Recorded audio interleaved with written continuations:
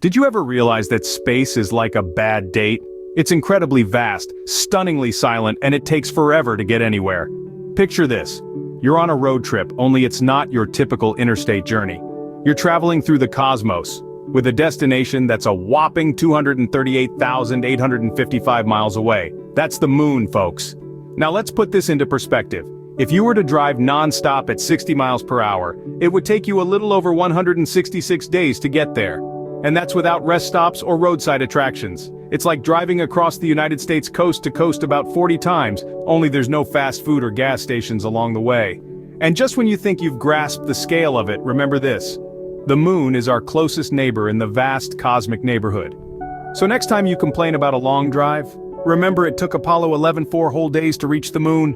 Imagine, if you will, the year 1969. The Beatles were topping the charts. A gallon of gas cost 35 cents. And oh yeah, we decided to shoot 3 brave men into space and land them on the moon.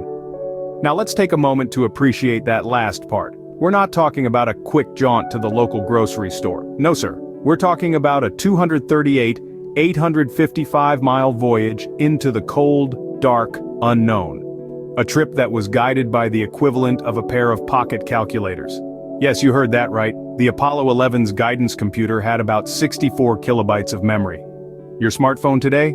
A cool 64 gigabytes. That's 1,000,000 times more computing power. And you thought it was impressive when you beat your high score on Candy Crush. Let's talk about our fearless space pioneers. Neil Armstrong, Buzz Aldrin, and Michael Collins. These weren't your average Joes.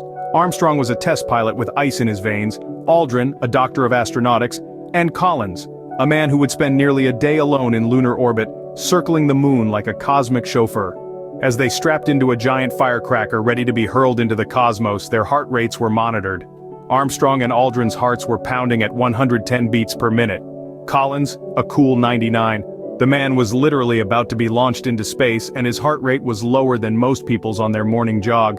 Meanwhile, back in Houston, Mission Control was a hive of activity. White-shirted, tie-wearing engineers huddled around screens, squinting at reams of data, sipping coffee from styrofoam cups. And they were communicating with the astronauts using a radio system with a delay of 1.3 seconds. Today, we grumble if our video call lags by half a second.